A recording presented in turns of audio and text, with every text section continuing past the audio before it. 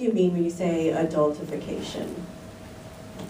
So there's two different forms of adultification. So the first form is when we think about, and particularly in socioeconomically depressed communities, where youth will take on the attributes of being older. And so most often we'll see that, young girls and boys will take on the leadership role of raising their siblings. They may be getting a job sooner than maybe they would like to have. So all those things where we're sort of contributing to the overall community of care in the family and taking on roles that don't necessarily look like childhood. That's not what we're talking about. I'm talking about the other form of adultification, which is thinking about the social and cultural stereotypes that are associated with adults, and they're being overlaid on young people. And so in particular, what are the stereotypes that are being associated with black women, and negative stereotypes that are being associated with black women, and then laying those on black girls and saying, for that reason, regardless of any type of behavior pattern that they're putting forward, that's the reason that we're explaining what they do or who they are, and in particular, laying historic stereotypes that come out of slavery. So, and in speaking of slavery, I think about Gail Wyatt's book, which is maybe, well, I would say 25, 30 years old by now, called Stolen Womanhood. And she's a psychologist, and she writes that during she's looking at slave women initially at the beginning of her book, and she's talking about that a girl's first sexual encounter is most likely to be a rape during slavery, right? So I think about that, and then she goes on, to kind of shape this idea of adultification without the language. And then I also think about something that I'm going over in my class today. I'm looking at the students, so maybe read after this. She's looking at all of you. And I think about Sally Hemings. Right, because we talk about Sally Hemings, this is what we're talking about this evening, and her relationship with Thomas Jefferson, and he was a full-grown adult, and she was 14 years old. But when we talk about the story, we often talk about, her as if she was a woman, right, a full-grown woman. And so this legacy, I'm sure, and I think, looking at all of the sources you've used, shows that this is definitely a pattern. Can you talk about that a little bit?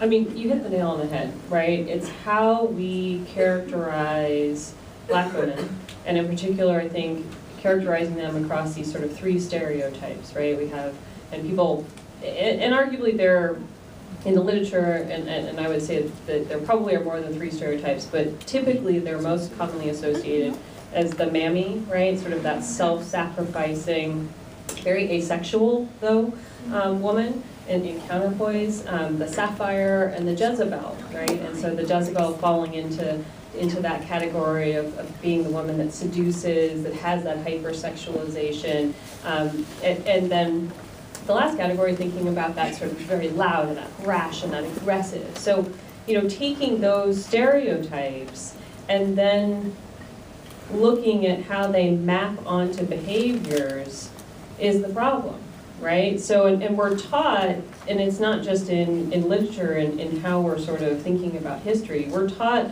through a whole set of other understandings. So what is it to think about it in film? What is it to think about it in music? What is it to think about it in literature? And just everyday conversation and the way in which we become socialized and acculturated to how we might talk about a particular set of identities. And what we also have to remember that it's not just one identity, right? It's very much wrapped up in racism. So it's an intersectional moment of thinking about where gender and race come together, and then how that is influencing the perceptions, the stereotypes, the biases, and then the lived experience. And I think sometimes we forget that last component. We talk a lot about what are the biases, what are the stereotypes, and how they might be in the mind of the individual, but we're deeply concerned as co-authors, and I think as activist faculty members and as advocates, and probably all of you sitting in the room, what does it then mean for the day-to-day? Right? What does it mean when a young woman is being removed from the classroom because she is being treated older than she is? One of the examples we gave in our report was a 15-year-old who was handcuffed in the subway by the New York Metro Police because they refused to believe that she was a student. She was using a student card to go back and forth during summer school. It wasn't until both of her parents came to the police station with her birth certificate to prove that she wasn't over 18. Right? I mean, these are the types of things that we're thinking about. It's not just sort of this abstract idea of what are the biases and stereotypes that might exist, but you know, I really appreciate you bringing us to that example because that's also how we think about history and we talk about this in schools. You know, we're not necessarily giving a true and fair and accurate portrayal, right, in schools, and we can talk about that as like a whole separate conversation in terms of the legacy of slavery and the existence of what it was to build this country on the backs of other people. But it's also that, you know, when slaves were viewed not as people but as chattel, right? This was all about property and ownership, and whole families would stand up there together as early as age 2 or 3. And so if you're putting a 2 and 3-year-old next to a 5 and 6 and then maybe an adult and everyone's being sold with that same mentality, you can see then how we're starting to look at identity and we're starting to say, we're erasing your childhood, you are no longer a child. You have the characteristics of an adult, and we'll think of you along these, you know, simplified, as I'd said, sort of 3 lines on what you might be. So, we talked a little bit about we've been talking about school-age girls, and so I want to talk more, and hear more, I should say, about how this affects all members in any school community, but especially Black girls. And if you could maybe go back a little bit and talk about why you chose Black girls specifically, and then maybe talk about how we're socialized in such a way, especially in our schools, to think about Black girls in this way. So I'll step back a little bit because it's also thinking about not just the experiences that I had in representing youth, but then what we know about how we talk about youth in particular in the school-to-prison pipeline and in these discourses of racial and civil rights and justice. We often talk about youth of color, right? So we create this overlay, and then we even look at data points that are about an overlay. And then sometimes we might disaggregate that along race, and we elevate, and rightfully so in many instances, but we'll elevate then boys and men. And somehow we just seem to forget to talk about girls and women. But then when we realize, what we should be realizing and talking about, that when we're looking at entry into the juvenile justice system, that's actually the fastest growing population. You know, and if you think about women in particular, and don't even talk about school-age girls, the number of women incarcerated has increased by 700% in the last decade. 700%. Like, I don't do math that well, but 700% is a pretty extreme amount, right? When we start to really look at what those numbers are and the number of people that are incarcerated in this country and how that's growing. And the same is true then when we start to look at school-based arrest, the disproportionality of who's actually being arrested in schools relative to their peers. The highest numbers are for young Black women and for Black girls. And so we thought about that in the study because there had been a lot of discourse and conversation about boys, and in particular Black boys. Philip Goff did a study in 2014 that looked at adultification, and he tested it with police officers. And so he was really looking at this issue around fear, right? So do police officers have a heightened sense of fear relative to young Black men and to older Black men and sort of into adulthood? And his findings were yes. So we just felt like there was a huge absence, right? In the discourse, you know, women and girls were sort of being erased in it, yet the numbers were reflective of something that we really should talk about in a significant way. And that there hadn't been research that was really specific. So we took actually the innocence study, the childhood innocence study and questions that they had developed, and then put them in a gendered context. And that was really important because it was also the first time that people were even starting to say, well, how do we look at some of this research from a non-gender neutral standpoint? And is it important for us to understand the role of gender in research and then really kind of parse that out? So I feel like in some ways it's sort of a long answer to getting to some of your question, but that was what what was really significant for us in putting the study together and thinking about it. And before pivoting to thinking about sort of the experience that girls might have in schools, I want to point out some of the numbers because, we bracketed it into 4 age groups. And where, we saw as early as age 5, these are the perceptions that adults have, right? And it's not just these perceptions, right? What are the perceptions I'm talking about? That the black girls are in need of less nurturing and less care, that they know more about sex. So I have a 15-month-old, okay? So I don't have a 5-year-old, like I can't necessarily make the complete comparison, but I don't think that when she's 5, I'm necessarily gonna think that she knows more about sex than other 5-year-olds, right? And so we have to sort of be asking ourselves, why is it that as early as age 5, not only do we think that young girls don't need all of the same elements that any other child does, but then why do they also have this next layer about hypersexualization sort of being attributed to them? And I think it was all of those things that we sort of knew, or we thought we knew and hypothesized from our own unique experiences inside and outside of schools that made it really important. And I think that then pivots me to your latter part of the question, is that we also knew that when we were looking at numbers of suspensions and expulsions, even in schools where the overall numbers were going down, this is a place where it was still really sticky, right? Black girls were being removed from the classroom for all of these sort of bias, inferential, lots of discretion, type-oriented categories. And so we felt like if we could shine a light on maybe one reason why that was happening, because this is so clearly not the only reason, we don't think we have, the ability to say this is the only possible reason, but if this is one reason that we could put out there and have quantitative data, because there has been some qualitative, but truly have numbers behind it, maybe we would convince people that there's time for a different set of interventions and a different set of conversation. So it was thinking about how schools function as these sites of construction for social identity, and how could we turn that on its head? How do we not have a norm that says certain students are privileged to act like kids, but other students, they don't have that same privilege, they don't have that same right, and it isn't equal? Could you talk a little bit more about the methodological approach to this research, and then maybe some findings that really struck you? So we did a national survey, so we surveyed 325 adults. The survey respondents were represented across a whole diverse set of categories to mirror what the national sort of composition looked like in the country.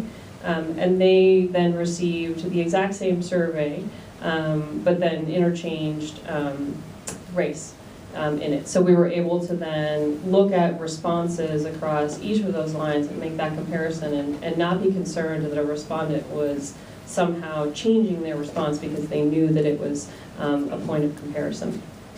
And so from that, and I guess I'm so not a PowerPoint person, I will totally say this, but I guess maybe I should have brought like one PowerPoint slide, simply so I can hold this up for all of you, because maybe that's helpful. So this is what we found, right? So like I said, it was in these 4 age groups, 0 to 4, 5 to 9, 10 to 14, and 15 to 19. And you can see, right, across all of these, this is the adultification score, so that means that that's that representation. Sorry, I have to keep putting this in my face. So that's that representation where we know that if white girls are our reference and they're sitting at the bottom, how it's escalating. So in that first age group, right, we're not seeing that same differential, but then we start to get that spike in age 5 to 9. Where does it really spike? For those of you in the front row that can see it. 10 to 14. What were you? I don't think there's any 14-year-olds in here. So what were you doing at age 14?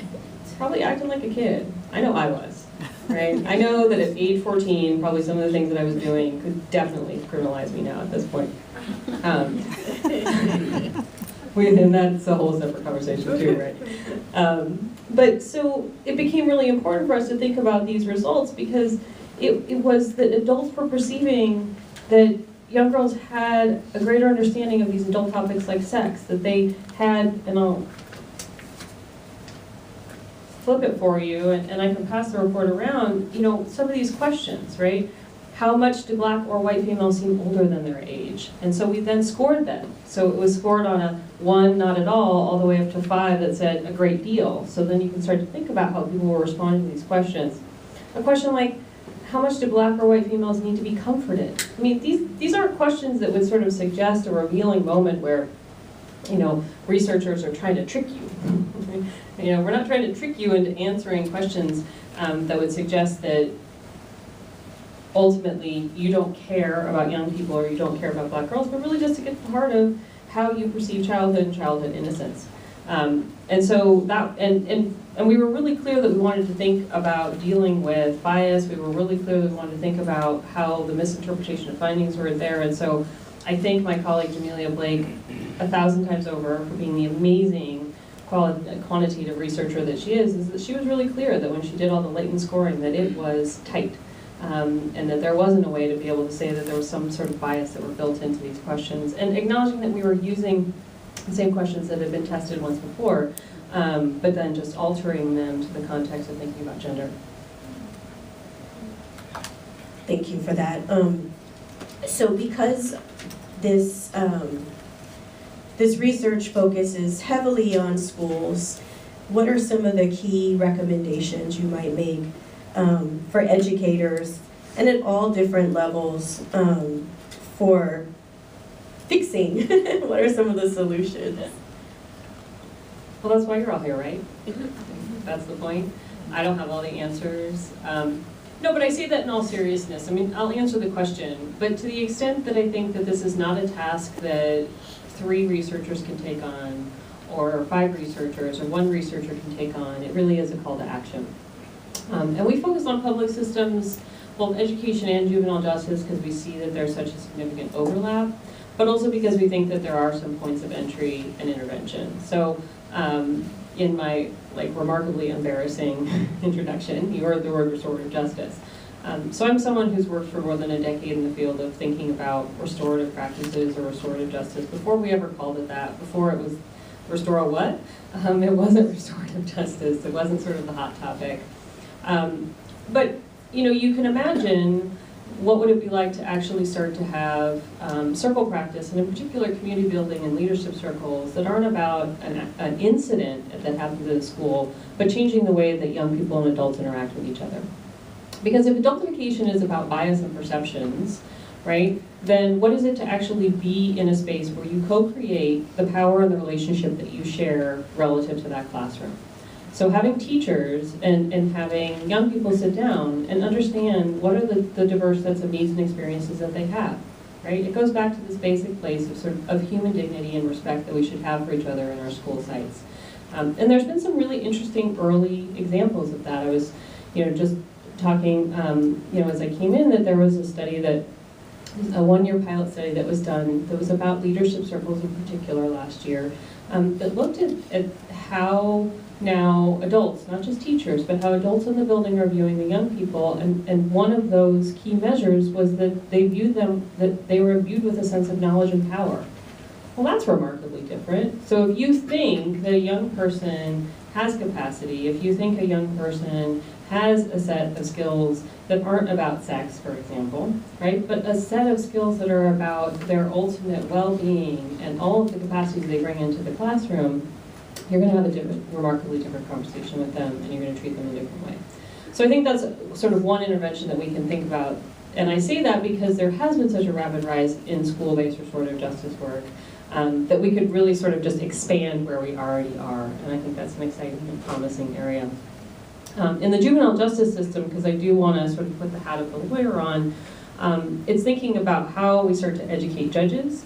It's thinking about how we start to educate prosecutors. And in particular, prosecutors sit with a lot of discretion. So what is it to sort of elevate for prosecutors that this is something that's happening? And I don't just mean like going in and doing a training, but also sitting with them and saying, let's look at police reports. So why is it that we see in police reports that this is how this individual, in particular this young woman, is being described as angry, right? And all of these different sort of linguistic markers that signal adultification. And maybe then you should ask yourself whether or not this is a case you should bring forward. So there's sort of all of these other interesting places of intervention where we can think along the spectrum of all the experiences that a young person, in particular a young woman, has with public systems, that there's a lot of possibilities. But again, I yield the floor to all of you, because it's all of the creative minds in this room that I think are going to be as essential to crafting what the future of this looks like as any of us can do. Yeah, I'll just, yeah, come on, come on. I just wanted to point out one thing that you say in your conclusion that I really like, and you say regardless of the specific context, all Black girls are entitled to and deserve equal treatment, including equal access to the protections that are accepted as necessary and appropriate for children. I think that's really important.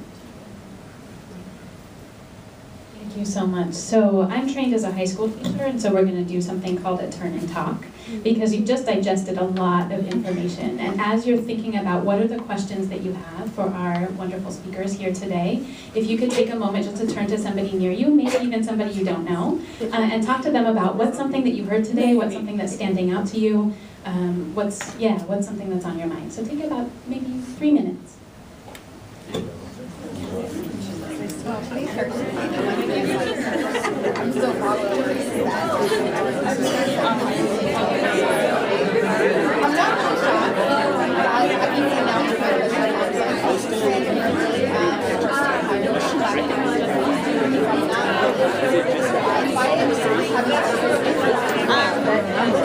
I think what she said was specifically targeted towards teachers and what teachers can do.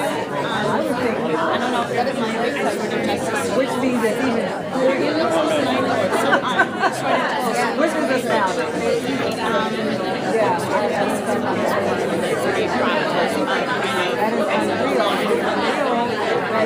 proactive of kind of speak out is normalized. So that was one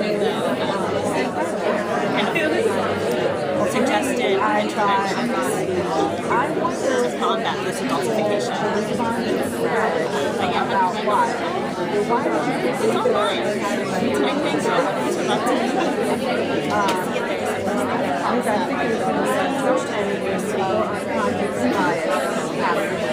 But if they're what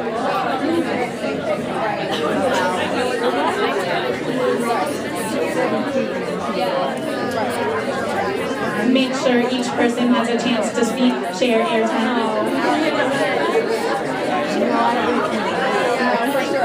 So I'm interested to know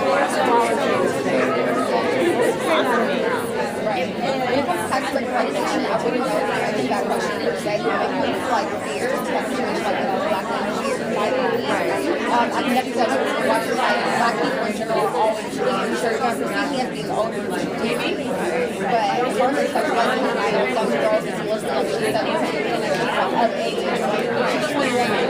Definitely not that psychological. and if you show them her ID, so maybe she's 16 and you're 20.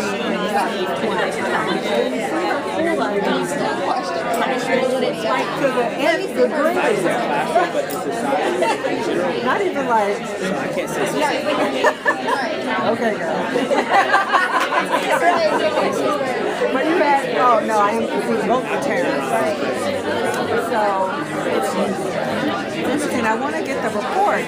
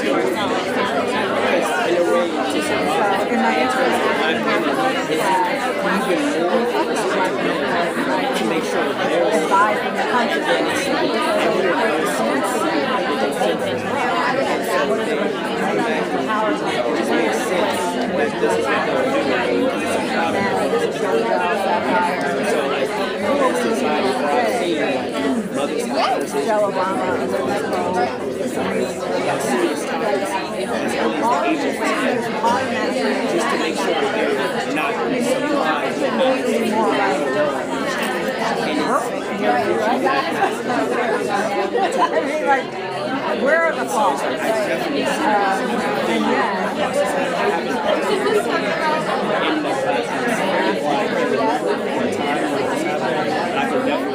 And laser press over.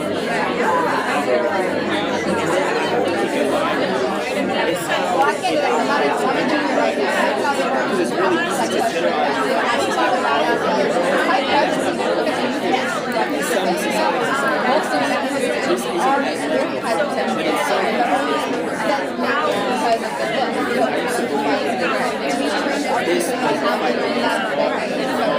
It's like one of the things that I'm right. It's so normalized, but now you know Exactly.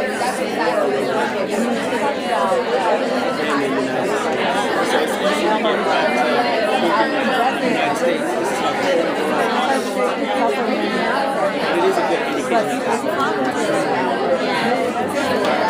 why don't you do that? I heard her respond to one of the comments she said that I love. Right? Like, and it's totally serious.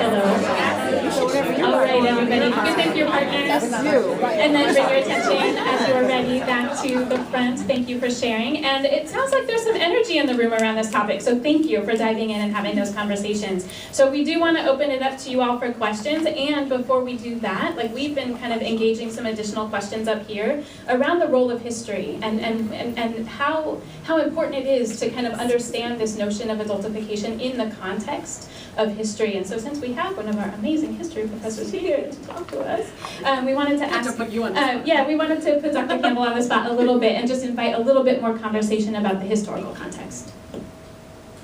Thank you. Really, this is what I was trying to get at by using the examples that I gave, right? So it's the same, it's the same racist, sexist ideology that's been used time and time again and throughout our nation's history, even before we were a nation. And that's the important thing to think about, right? It just changes. It changes over time. So, you know, it's easier to do in enslavement because you've dehumanized the population that you've enslaved. So it's really easy to do. It's easy to do during active and legal segregation, right? Because then you're using you're using your justification. You're using your racism as a justification and your sexism as a justification, right, during segregation. And so it makes it easier for people to kind of accept and perpetuate and continue forward. And it's easy to do now because we've set such, you know, horrific stereotypes, particularly for Black girls. I think about when we look at the media these days, and this was a thought as I was reading this that crossed my mind, so I thought, well, we know so much about Black boys, and we know so much about how it's no longer shocking to see them killed, right? To see their dead bodies on the news, or to see officers shooting at them. It's become kind of normalized in our culture. And so, you know, we've also seen this happen with Black girls to a large extent, but we don't see it as much as we see this with Black boys. And so this was something that I, you know, again, that I was thinking about because it made me also think about what you point out about sort of getting into like legal situations, juvenile situations and things like that. So I've gone all the way out of history and back to today. But when I think about these young boys who are constantly being tried as adults in court, and the same has to be true for these girls, right? So we've only come back around to where we began because we just find, we as a society, new and useful ways of maintaining this hierarchy, this racial and gendered hierarchy in this country. And there's a lot at stake for those, for the stakeholders, right? So for the people who perpetuate this,